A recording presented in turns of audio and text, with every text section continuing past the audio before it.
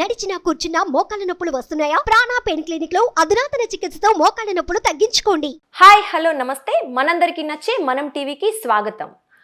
తెలంగాణ రాష్ట్రంలో కాంగ్రెస్ ప్రభుత్వాన్ని కూల్చి తిరిగి అధికారం చేపట్టాలని కుట్ర జరుగుతోందా? కేసీఆర్ దీనికి ప్లాన్స్ వేస్తున్నారా? ఇది నేనంటున్న మాట కాదు, సాక్షాత్తు బీజేపీ ప్రధాన కార్యదర్శి బండి సంజయ్ అంటున్నారు. ఈ విషయం గురించి మనతో మాట్లాడడానికి చలసాని శ్రీనివాస్ గారు ఉన్నారు. ఆయన అడిగి వివరాలు తెలుసుకుందాం. నమస్కారం అండి. నమస్కారం, అందరూ నమస్కారం. వెల్కమ్ టు మనం టీవీ. చెప్పండి, ఈ విషయంపై మీరేమంటారు? కేసీఆర్ కుట్ర చేస్తున్నారు కాంగ్రెస్ ప్రభుత్వాన్ని తిరిగి కూల్చి మళ్ళీ అధికారంలోకి రావాలని అని బండి సంజయ్ ఆరోపించడం జరిగింది. దీనిపై మీ స్పందన ఏంటి? కర్ణాటకలో జనతాదళ్ ఎస్ కాంగ్రెస్తో కలుస్తుందని వేరే వాళ్ళు ఆరోపణ చేసినట్టు నాకు అర్థం కాదండి. బీజేపీ అంటే ఇద్దరు కలిసి ఉన్నట్టు అర్థమవుతుందా? కేటీఆర్ గారు విస్పష్టంగా ప్రకటించారు, మేము కనుక అసెంబ్లీలో శాసనసభ్యులు 39 మంది ఉన్నారు కాబట్టి మేము ఈ ప్రభుత్వాన్ని కూల్చడానికి ప్రయత్నించము. తనదాన్ని పడిపోతే వేరే సంగతి. 2 సంవత్సరాల వరకు అంతర్గతంగా కూడా మనం సంవత్సరం 2 సంవత్సరాలు అలా ప్రభుత్వాన్ని డిస్టెబిలైజ్ చేసిన అవసరం, విమర్శలు చేయడం వేరు, డిస్టెబిలైజ్ చేసిన అవసరం లేదు. ఆయన అంతర్గతంగా వాళ్ళు నిర్ణయం తీసుకుంటున్నారని వస్తున్న సందర్భంలో ఈ ఉత్తర భారతీయ జనతా పార్టీ ఏంటండి టైకమని లేచి వాళ్ళు కూల్ చేస్తారు, వీళ్ళు ఎవరు కుట్ర? కేసీఆర్ గారికి ఇంక ఇదే పని, కుట్రలు చేయటమే పని అందుకున్నారా? ఆయన ఇప్పుడు రేపు పొద్దున ఒక పక్కనేమో కేంద్రంలో ఉత్తర భారతీయ జనతా పార్టీ వదలదండి బీఆర్ఎస్ని. ఎందుకన్నా ఉత్తర భారతీయ జనతా పార్టీ కూడా ఎందుకన్నా కూడా చెప్పాలి. దక్షిణాది వాళ్ళు నల్లగా ఉన్నారని చెప్పి ఆ వ్యూహకర్తలందరూ అవమానకరంగా మాట్లాడినప్పుడు, నీగ్రోలేం తక్కువ జాతి కాదని, కానీ ఆ విధంగా అవమానకరంగా మాట్లాడినప్పుడు హిందీ రానాలి, దేశం వదిలి దొబ్బేయాలి, దేశద్రోహులని ఆ మంత్రి గారు ఊబాజిగా మంత్రి గారు మాట్లాడినప్పుడు మన దేశ గౌరవ ప్రధానమంత్రి మనందరికీ తండ్రి లాంటి పొజిషన్లో ఉన్న మోడీ గారు ఖండించలేదు, అమిత్ షా గారు ఆ మంత్రిని తీయమని చెప్పలేదని బాధతో నేను ఉత్తర భారతీయ జనతా పార్టీని మాట్లాడుతున్నాను. అదర్వైజ్ శ్యామాప్రసాద్ ముఖర్జీ గారిని ఒక గొప్ప ఈ దేశం కోసం ప్రాణం అనిపించాడు. మంత్రి పదవి నుంచి రాజీనామా చేసి కాశ్మీర్లో వచ్చి ఆయన ఎలా చనిపోయాడు? అంత గొప్ప వ్యక్తులు ఉన్నారు. వాజ్పేయి గారు లాంటి ఒక జ్ఞానంలో ఉన్న పార్టీని భారతీయ జనతా పార్టీని అన్నాను. అది డిఫరెంట్ ఇష్యూ. సరే, coming back to your point, as per this is concern, బీజేపీకి అసలు సంబంధం వేరండి. బీజేపీకి కూల్చేయాలని కుట్ర ఉంటుంది. ఎందుకంటే దక్షిణ భారతదేశంలో కర్ణాటక తర్వాత అప్పుడు ఛత్తీస్గఢ్ గెలుస్తారో లేదో తెలియదు. ఈ తెలంగాణ గుండెకి దక్కనపేట భూమికి గుండెకాయలా ఉంటుంది తెలంగాణ. మీరు ఇండియా మ్యాప్ చూసుకోండి, దక్షిణ భారతదేశం చూస్తే సెంట్రల్లో ఉంటుంది, గుండెకాయలా ఉంటుంది. కాబట్టి దీన్ని కాంగ్రెస్ చేతిలో రాకూడదు, వస్తే బీజేపీ అయినా పర్వాలేదనే ఆలోచనతో ఉత్తర భారతీయ జనతా పార్టీ ఉందని అందరూ, నేను కాదు లోకం కూడా కూసిందండి. కాబట్టి ఎవరినైనా అడగండి. అందుకనే కదా ఓడిపోవడానికి, బీఆర్ఎస్ ఓడిపోవడానికి కారణం బీజేపీతో కలిసిందనే కారణం కూడా అంతర్గతం. కవిత గారి మీద ఇవాళ చర్యలు తీసుకుంటారు లేదని వాళ్ళు మళ్ళీ ఈడీ పిలవచ్చండి, కానీ వాళ్ళకి ముఖ్యమైన ఉద్దేశం ఏంటంటే కాంగ్రెస్ రాకూడదు. ఓకే, కానీ ఇప్పుడు బండి సంజయ్ గారు ఏమంటున్నారంటే 5,000 కోట్లతో ప్రణాళిక కూడా సిద్ధం చేస్తున్నారు అని ఆయన కొంచెం స్పష్టంగా కాన్ఫిడెంట్ గా చెప్పడం జరిగింది. అంటే బహుశా ఇద్దరు కలిసి ఫార్మ్ హౌస్లో కూర్చొని మాట్లాడుకుంటారు తెలియదు. కేసీఆర్ గారు లేకపోతే బండి సంజయ్ గారు ఇద్దరు మాట్లాడుకుని ఒకటే పార్టీ అంతర్గతం కరీంనగర్ పక్కన మీదకి బాయి అనుకున్నారని తెలియదు. కానీ ఆయన ఏం చేస్తున్నారు కుట్రలు, ఈయనేమన్నా ఇంకా కిటికీలో చూసుకుని ఏం చేస్తున్నారు, అదే పని అండి సంజయ్ గారికి. అంటే ఛాన్స్ కూడా ఉంది కదండి బీజేపీ. నేను ఒకటి చెప్తున్నాను, ఛాన్స్ ఉంటే సంజయ్ గారు అసలు కుదేలైపోయిన పార్టీ, ఒక సీటు కూడా నెక్కని పార్టీ లాంటిది. ఎందుకంటే తెలుగుదేశం పార్టీకి 2 సీట్లు వచ్చింది 2018 ఎన్నికల్లో. ఉత్తర భారతీయ జనతా ఒక సీటు, అది కూడా రాజేసింగ్ గారు తన దమ్ముతో నెగ్గిన సీట్. అది ఆయన బహిష్కరించారు, లిటరలీ స్పీకింగ్ ఆయన బహిష్కరించారు సీట్ లేని పార్టీ. బండి గారు వచ్చిన తర్వాత ఆయన అనుచిత అసభ్య పదజాలను పక్కన పెట్టి కొన్ని విషయాలు ఆయన మార్చుకోవాలి. ఆ విషయం ఆ పార్టీని ఏం లేపాడు ఆయన. సరే, ఆ చెప్పులు అమిత్ షా గారు చెప్పులు మోసాను అంటే అంజయ్ గారి అవమానకరంగా, అంటే నేను పట్టుకొచ్చానని పెట్టింది కూడా నేనే అన్నాడు ఆయన. తర్వాత వేరే విషయం, అవి వదిలేసేయండి, అవి వ్యక్తిగతం కాదు, తప్పు. అలాంటి ఆయన గురుభావం అన్నారు, అంత గురుభావం శిష్యవాళ్ళని అంత ఉందని నేను అనుకోను, డిఫరెంట్ ఇష్యూ. కానీ ఆ పార్టీని తిరిగి ఆ స్టేజ్ తీసుకొచ్చిన దాంట్లో ఆయన పాత్ర గణనీయం. కాంగ్రెస్ పార్టీ అసలు ఎలా వచ్చిందని నేను చెప్తాను, మనం మాట్లాడుకుందాం, అది కూడా మాట్లాడుకుందాం. హుజూర్ నగర్ సీట్ ఎవరిదండి? ఇప్పుడు ఉత్తమ్ కుమార్ రెడ్డి గారు పార్లమెంట్ మెంబర్ గారు రాజీనామా చేసినప్పుడు అది క్రితంసారి బై ఎలక్షన్స్లో ఓడిపోయినారు. ఏ పార్టీ నెగ్గింది? బీఆర్ఎస్ నెగ్గింది. కాంగ్రెస్ ఏమైపోయింది? అయిపోయింది సిట్టింగ్ సీటు. తర్వాత దుబ్బాక కాంగ్రెస్ పార్టీకి ఎన్ని సీట్లు వచ్చింది? డిపాజిట్ వచ్చిందా? తర్వాత సీటు హుజురాబాద్ ఈటల రాజేందర్ గారు 60,000 సీట్లు వచ్చిన కాంగ్రెస్ పార్టీకి 3,000 ఓట్లు వచ్చిన కాంగ్రెస్ పార్టీకి 3,000 ఓట్లు వచ్చే పరిస్థితి వచ్చింది. అప్పుడు బీజేపీ మళ్ళీ అక్కడ చెప్తున్నాను. ఆ తర్వాత మునుగోడులో బీజేపీ నెగ్గపోవచ్చు కానీ చెమటలు పట్టించారు. కాంగ్రెస్ పార్టీ స్రవంతి గారు అంటే పాలయ్య గోదారెడ్డి గారు very known person to me చెప్తున్నాను. వాళ్ళ కుటుంబం వాళ్ళ మంది వెట్లరెడ్డి గారు 1984 తెలుసు నాకు ఆ కాన్స్టిట్యున్సీ బాగా. కనీసం ఎన్నిసార్లు వెళ్ళాను గుర్తుంది, అన్నిసార్లు వెళ్ళాను అక్కడ. కానీ అక్కడికి వెళ్ళి నేను చూసిన నేపథ్యంలో ఆ కాంగ్రెస్ పార్టీకి డిపాజిట్ పోయింది. ఈ సిచ్యువేషన్లో బీజేపీని ఆ స్టేజ్ తీసుకొచ్చారు అటు ఇటు. ఆ తర్వాత కిషన్ రెడ్డి గారు వచ్చారు. మీరు ఎందుకు వచ్చారు? జనంలో ఏం ప్రేమ వచ్చింది?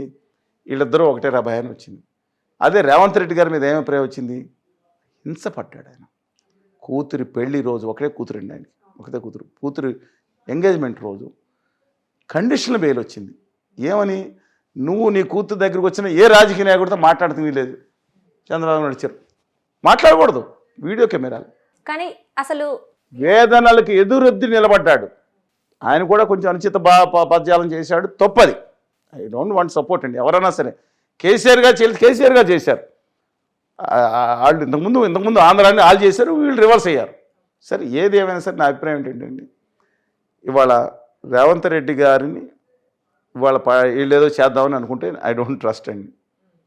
ఆ పార్టీని సరిగ్గా సంవత్సరం అయిన తర్వాత కొత్తలాడుతున్న కోమటిరెడ్డి గారని, ఆందోళన ఎమ్మెల్యే దామోదర్ రాజనరసింహ గారని, ఇదేనా మాకు దక్కే గౌరవం అని చెప్పి ఇంకొక ఈ విధంగా రావచ్చేమో. కానీ బట్ కేసీఆర్ గారి కానీ ఇంకోటి అండి, కక్షాదింపు అన్నారు కదా. ఇప్పుడు కేసీఆర్ గారు ఫైల్స్ రెడీ చేసిన తర్వాత ఏదో చేస్తున్నారనే సిచ్యువేషన్ వస్తే నేనేం చేయలేను. కానీ బీఆర్ఎస్ని ఫినిష్ చేయడానికి చూసే మొట్టమొదటి పార్టీ ఏదంటే ఉత్తర భారతీయ జనతా పార్టీ. దాన్ని చంపేస్తేనే బీజేపీ లేసే అవకాశం ఉంటుంది. ఆంధ్రప్రదేశ్లో తెలుగుదేశాన్ని చంపేస్తేనే బీజేపీ లేస్తుంది. జగన్మోహన్ రెడ్డి గారి పార్టీ ఎందుకు కంపేర్ చేస్తానంటే both the parties, Jaganmohan Reddy గారు, కేసీఆర్ గారు అలైబైలాలో ఉన్నారు. అక్కడ మైనార్టీస్ కానీ, ముస్లిమ్స్ కానీ, లేదా క్రిస్టియన్స్ కానీ, నిమ్న వర్గాలు, ఇతర వర్గాలు అన్నీ ఎక్కువ జగన్మోహన్ రెడ్డి గారితో ఉన్నాయి. మిగతా వర్గాలు, హిందూ అనుకూల వర్గాలు అనబడి చంద్రబాబు నాయుడు గారితో ఉన్నాయి. అందువల్ల అక్కడ ఏ సందర్భంలో అయితే ఆ పార్టీని చంపేస్తే లేచి నిలబడతారు. కేసీఆర్ గారు చేసిన పని ఏంటి? ఫస్ట్ టీడీపీని చంపేశారు. ఆయన మిగతా పార్టీలు జోలికి రాలా. ఎందుకని? ఇంకో ప్రాంతీయ పార్టీ ఉంటే నాకు ప్రమాదకరం అనుకున్నారు ఆయన. ఇప్పుడు వాళ్ళు ఏమనుకుంటారు? రాజకీయ పక్షాలు మేము ఉంటాం, కాంగ్రెస్ బీజేపీ మేము ఉంటాం, ఈ ప్రాంతీయ పార్టీ ఉంటే మనకెప్పుడు డేంజర్ అని వాళ్ళు చంపేయడం చూస్తారు. బీఆర్ఎస్ మొదటి ప్రమాదం వచ్చేది బీజేపీ నుంచి అని చెప్పి నాకు చేస్తాను. కానీ ఇప్పుడు మీరు కేసీఆర్ గారు నిజంగా అలాంటి డెసిషన్ తీసుకోబోతున్నారు అనుకుంటున్నారు? నేను నాకు ఆయన ఫార్మ్ హౌస్లోకి వెళ్ళలేదు కానీ, ఆయన డ్రోన్ వేసే నాకు లేదు కానీ అంటే capacity as far as KTR గారు వారి సన్నిహితులు ఇంతకుముందు చెప్పిన నేపథ్యంలో కూడా కేటీఆర్ గారు at the helm of the affairs, though ఈ రెస్పెక్ట్ హిస్ ఫాదర్. ఇవాళ దీన్ని దింపేయడానికి చూస్తాం అనేది కాంగ్రెస్ పార్టీని తనే ఓడించుకుంటుంది పార్టీ. అంటే ఇప్పుడు ఆ ఛాన్స్ ఉండడం పక్కన పెడితే అసలు ఆ సత్తా ఉందంటారా టీఆర్ఎస్ పార్టీకి? 39 సీట్లు ఉన్నాయండి. కాంగ్రెస్ పార్టీకి 64 + 1 60 సీట్లు ఉన్నాయి. ఉత్తర భారతీయ జనతా పార్టీకి 8 సీట్లు ఉన్నాయి. ఒకవేళ నేను అంటున్నాను కాంగ్రెస్ పార్టీ రేపొద్దున ఏదన్నా ఎంఐఎం పార్టీకి మొట్టమొదటి ప్రాధాన్యత బీఆర్ఎస్కి ఇస్తుంది. బీఆర్ఎస్తో కలిపి పరోక్ష పొత్తుతో పోటీ చేసి ప్రత్యక్షంగా మద్దతు ఇచ్చింది. అది విచిత్రంగా ఉంటుంది. పొత్తులేండి నాకు అర్థం కాదండి. పరోక్ష పొత్తుతో ఉండి ప్రత్యక్షంగా మద్దతు ఇచ్చింది చాలా దగ్గర, విచిత్రంగా ఉంటుంది. అందుకని వాళ్ళకి 47 సీట్లు ఉన్నట్టు లెక్క. ఇంకో 10 సీట్లు 15 సీట్లు బట్ ప్రభుత్వాన్ని ఇంత డిస్టేబుల్ చేస్తే ప్రజలు ఊరుకోరు. అంటే రాష్ట్రంలో ఏం జరగబోతుంది అంటారు ఇలా ఉన్నప్పుడు సిచ్యువేషన్? యాక్చువల్గా ఎవరన్నా కొత్తగా పెళ్ళైతే హనీమూన్కి టైం ఇస్తారండి. కొత్తగా గవర్నమెంట్ వస్తే కనీసం 100 రోజులు ఆగుతారు. కానీ 15 రోజుల నుంచి మొదలుపెట్టారు కేటీఆర్ గారు సహా విమర్శలు. ఎందుకని? పార్లమెంట్ ఎన్నికలు వస్తున్నాయి. ఈ పార్లమెంట్ ఎన్నికల్లో between the Congress and BJP BRS sandwich అయిపోతే కష్టం అవుతుంది. వేస్తే అరే బాయ్ వాళ్ళకేద్దాం మోడీ గారికి, అరే బాయ్ ఇక్కడ ఏమో కాంగ్రెస్ ఉంది కదా అనుకుంటే వాళ్ళు సర్వైవల్ ఇంపార్టెంట్. ఏ పార్టీ కూడా సర్వైవల్ ఇస్ ఇంపార్టెంట్. అందుకని వాళ్ళ బీఆర్ఎస్ సర్వైవల్ కోసం పోరాడుతుంది. మీరు నమ్మలేరు. బీజేపీకి ఎక్కడ జాతి ఇస్తారు, ఎక్కడన్నా తాడేసుకుని ఎక్కడ కింద పడిపోయినా ఇంకోటి తాడేసుకుని పైకి అవుతాడండి. నేషనల్ పార్టీ ఉంది, అది ఒక ఎంటైర్లీ ఒక సిద్ధాంతవాద పార్టీ. ఈ దేశంలో మిగిలిన 2 సిద్ధాంతవాద జాతీయ పార్టీ రికగ్నైజ్ ఉన్న పార్టీ లేదంటే ఒకటి బీజేపీ, రెండోది సిపిఎం పార్టీ. పెద్ద చిన్న పార్టీలు తీసేసేయండి. మీకు 84లో సిపిఎంకి ఎన్ని సీట్లు వచ్చినాయి, బీజేపీకి ఎన్ని సీట్లు వచ్చినాయి? 2 సీట్లు వచ్చినాయి. సిపిఎం 30 సీట్లు, 23 సీట్లు వచ్చినాయి. కాంగ్రెస్ నేషనల్ పార్టీయే కదా. Congress national party. అందుకని చెప్తాను అది డిఫరెంట్. కానీ బీఆర్ఎస్ని పక్కన లాగేవాళ్ళు ఎవరు లేరు. ఇప్పుడు అవతల జగన్ గారు లాగుతారు అనుకుంటే ఆయన ఎట్లా ఉన్నారు, ఆయన యుద్ధం ఆడుతున్నారు రేపు పొద్దున్న గేమ్లో. ఎందుకంటే ఆయన గెలిచిపోయి లేరు ఇవాళ. ఈ జరిగే పార్లమెంట్ ఎన్నికలకి జగన్ గారు తన లైఫ్ని చేసి ఆయన మద్దతు ఇస్తారని మేము అనుకోం. అలాగే ఈయనకి సాయం చేస్తే అక్కడికి వెళ్ళి దుకాణం తెరిచారు ఎక్కడ మహారాష్ట్రలో. ఇప్పుడు అది ఏమవుతుందో తెలియదు, అక్కడేమో అంగు ఏర్పాటు చేశారు. మా ఓట్లు దెబ్బకొడటానికి బీజేపీ ఉపయోగించిందని శివసేనతో సహా ఎన్సీపీ కూడా భావిస్తున్నారు. అక్కడ మా వాళ్ళు ఎత్తుకెళ్ళాడు ఏంటి అనుకుంటున్నారు మరి శరద్ పవార్ గారు అమ్మాయి మన సుప్రియ సూలే గారు. అందువల్ల ఈయనకి అండదండ ఉండేవారు ఎవరు చెప్పండి?